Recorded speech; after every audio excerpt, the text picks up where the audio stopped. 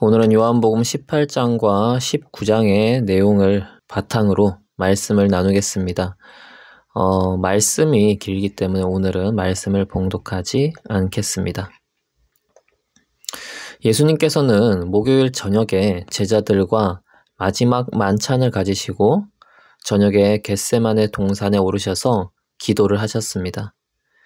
그리고 가룟 유다가 예수를 팔아서 목요일 저녁에 유대 사람들에 의해 체포가 되셨습니다. 그때 제자들은 모두 예수님을 버리고 달아났습니다. 예수님께서는 3년 반 동안 제자들에게 복음을 가르치며 그리스도에 대한 믿음을 갖도록 하셨습니다. 그런데 예수님께서 담당하셔야 할 죽음의 길에 가까워지자 한 제자는 예수님을 버리고 나머지 제자들은 예수님을 부인하는 상황에 처하셨습니다. 예수님께서는 제자들을 사랑하셨지만 십자가의 길을 그들과 함께 갈 수 없기에 사랑하는 사람들로부터 외면당하셨습니다. 주님이 뜻하시는 고난의 길을 간다는 것은 사람들로부터 외면을 당하는 길을 가는 것입니다. 그래서 예수님께서는 평화를 주러 온 것이 아니라 칼을 주러 왔다고 말씀하시기도 했고, 자기 아버지와 맞서고 자기 어머니와 맞서게 하려고 왔다고도 말씀하셨습니다. 아무리 가까운 사람이라도 예수님의 길을 가는데 방해가 될 수 있음을 말씀하신 것입니다. 예수님은 철저히 하나님만 바라보며 그 길을 가셔야 했습니다. 사랑이 넘치시는 분인데 사람들과 교제하는 것을 좋아하시는 분인데 마지막 겟세마네 동산에서 기도할 때에도 제자들이 함께 기도해 주지 아니하고 참으로 외롭게 그 마지막 길을 가셨습니다. 우리를 구원하시기 위해서 예수님께서는 그 외로운 길을 가셨습니다. 그리고 예수님께서는 모함을 당하셨습니다. 예수님께서는 로마에 대항하여 반란을 일으킬 생각이 없으셨습니다. 빌라도 총독도 예수님을 신문해 보고 그럴 생각이 없는 분이라는 것을 알았습니다. 그러나 사람들에게 모함을 당하셔서 없던 죄도 뒤집어 쓰셨습니다. 예수님께서는 우리를 구원하시기 위해서 없던 죄도 짊어지셨습니다.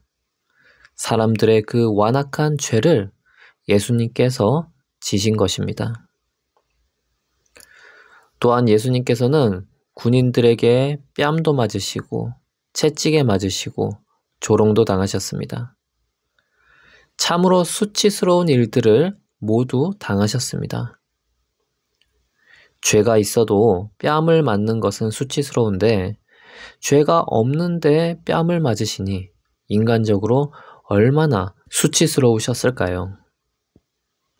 그리고 채찍에 맞으셨는데 이 채찍은 일반적인 채찍이 아니라 끝에 금속을 달아서 한 번 맞으면 살이 패이고 찢어지는 채찍이었습니다.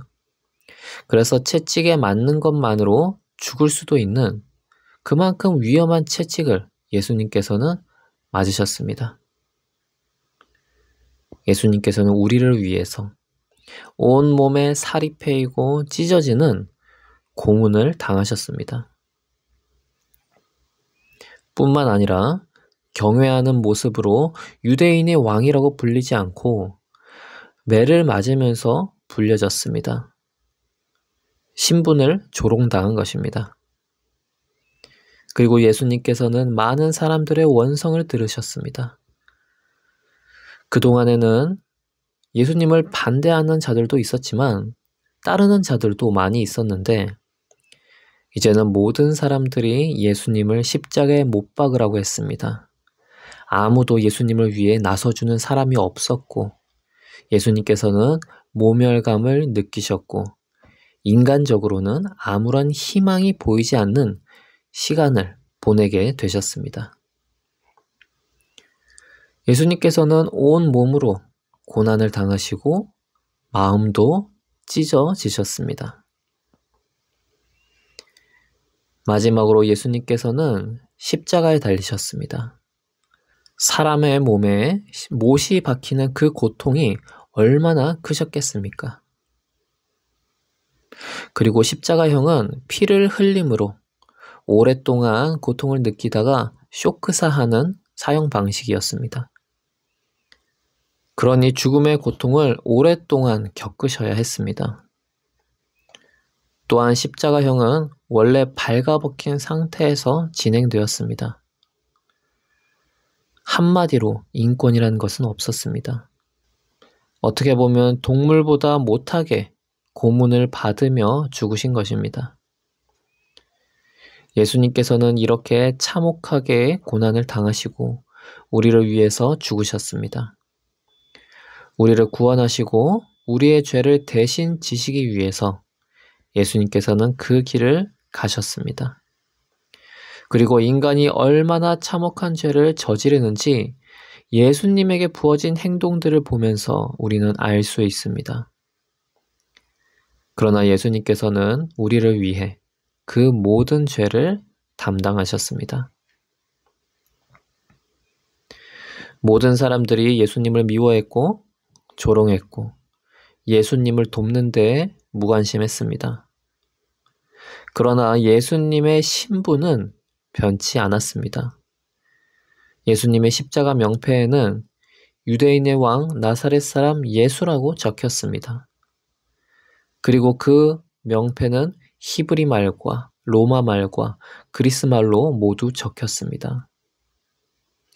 역설적이게도 모욕을 당하고 조롱받는 그 자리에서 예수님께서는 당시 여러 나라 사람들에게 왕으로 세워지신 것입니다.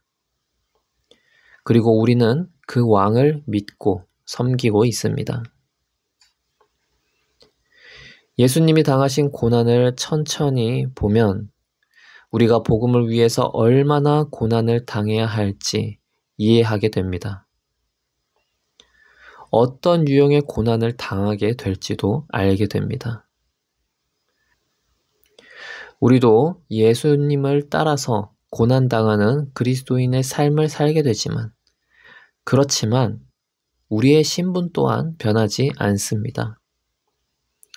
주 예수 그리스도의 제자 누구 이렇게 불리게 될 것입니다. 아니면 하나님의 자녀 누구 이렇게 불리게 될 것입니다. 예수님께서 당하신 그 모든 고난을 우리가 조용히 묵상하며 주님의 나라를 위해 묵묵히 나아가는 성도가 되시길 기도합니다. 기도하겠습니다. 하나님 아버지, 우리가 예수님께서 십자가에 달리시던 금요일에 예수님께서 당하신 고난에 대해서 천천히 묵상했습니다. 자신의 죄 때문이 아닌 우리의 죄를 모두 담은 모습입니다. 우리의 죄의 추악함을 다시 한번 발견하게 됩니다. 그리고 그 죄를 모두 담당하신 그리스도께 감사드립니다. 이제는 우리가 주님의 제자로 살아갑니다. 주님께서 가신 길을 잘 따라갈 수 있도록 도와주시옵소서. 예수님의 이름으로 기도합니다. 아멘.